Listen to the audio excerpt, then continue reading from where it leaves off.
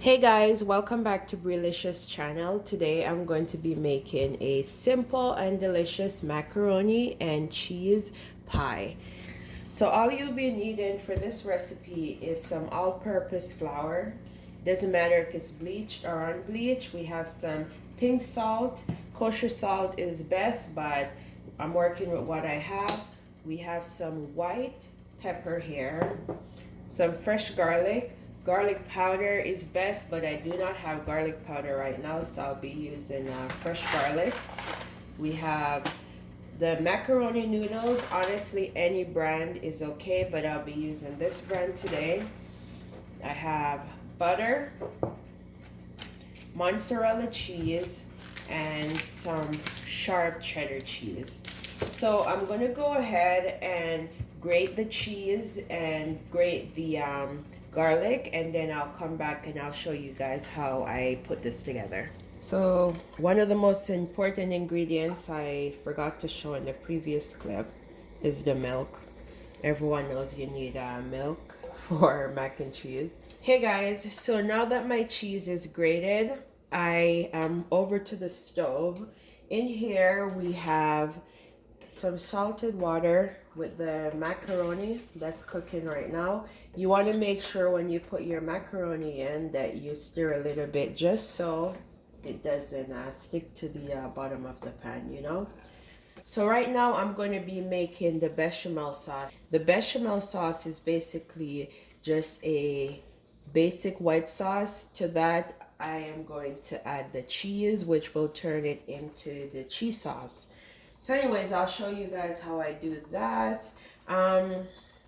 First things first, you want to put the butter in the pan. This is probably about half a stick of butter. So now that the butter is basically melted, what we're going to do is to turn this down to about medium. And I'm going to go ahead and add the fresh garlic. Like I said, garlic powder would be ideal for this, but I do not have garlic powder, so fresh garlic obviously works as well.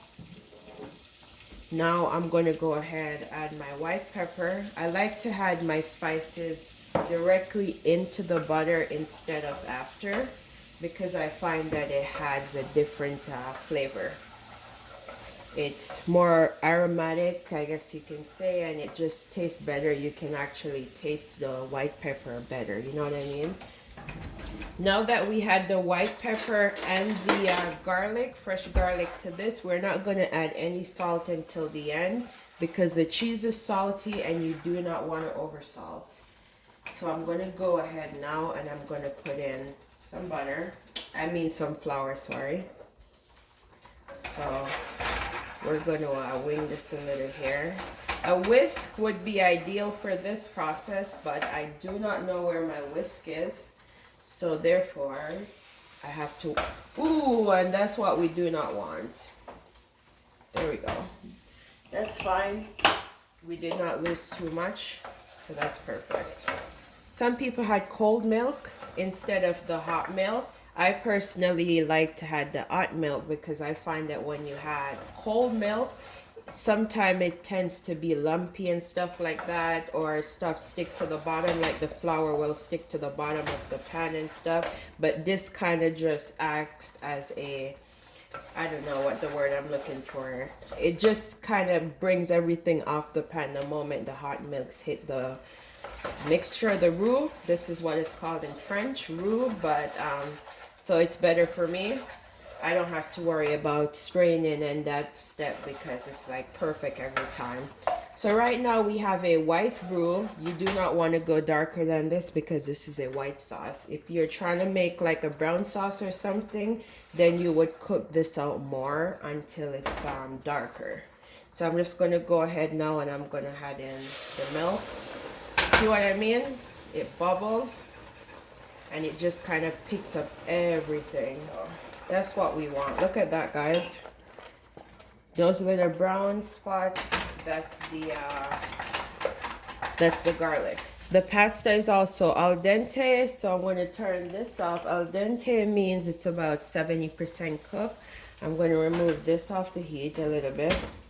So I'm going to go ahead, drain the pasta, and then we'll get back to this. Okay guys, so now for the cheese sauce, we're going to go ahead and add in the cheese.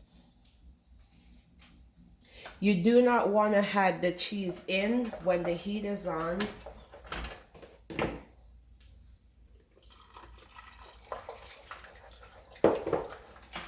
So this is what it looks like now, guys, which is good. Cheese is melted. We're gonna try a little bit. So all that cheese made it saltier. We're just gonna add a tiny bit more salt, because once the pasta goes in there, it's going to be a little bit diluted. So now I took the pasta, I just drained it, and I'm going to add the pasta to this. I did not rinse my pasta because I want that extra starch on it. I know some people rinse their pasta. Personally, I don't, because I want the sauce to be able to stick to it. So we're going to mix that in now. Ooh, look at that. Ooh. Look at that, guys. So mix that in. Make sure you guys incorporate everything super well.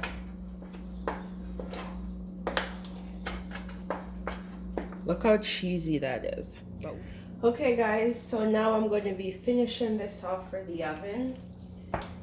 This is the mix. I put a bit of non-stick spray in here, and now I'm just going to scoop this in. I was looking for a smaller container, but I can't seem to find one. Ooh, that looks so good, and it smells even better. So I'm just scooping that in here. Super cheesy, super yummy, and literally not that many ingredients. Anyone can make this, super inexpensive as well. It's just so good. So this is the leftover cheese from earlier. So what I'm going to do is to just grate some on top. Another great way to add more flavor into this is to infuse some rosemary or thyme into the actual milk. Probably let it boil, then give it about 10 or 15 minutes or so, just to infuse that flavor in there. And oh my god, that would be another delicious level of flavor. So I probably use all of the yellow cheddar. There we go. And ooh, look at that, guys. Oh my god, look at that. How delicious does that look? So I'm going to go ahead and I'm going to throw this into the oven for about 25 minutes on 350, and for the last 5 minutes I'm going to do it on broil. Broil is actually going to be 3 to 5 minutes. You got to be very careful when broiling stuff because it burns in second. But I'm going to go ahead, throw this in the oven, 350. Then we'll broil it to get like a brownish texture if it's not brown enough after it's done in the oven. And then I'll show you guys what the end result look like. Ooh. So this is the final product, you guys. This was 30 minutes in the oven. Like I said, 25 minutes baking and 5 minutes on broil. And look at the result. Absolutely delicious. Just show you guys how creamy it is. Look at that. See that? Ooh. Hear that sound? That's creamy goodness right there. So yeah, that's what it looks like, guys. If you guys tried this recipe, please let me know in the comment section below. If you have any suggestion for future recipe, also drop it in the comment section below. Until next time, thank you guys so much for watching. Bye.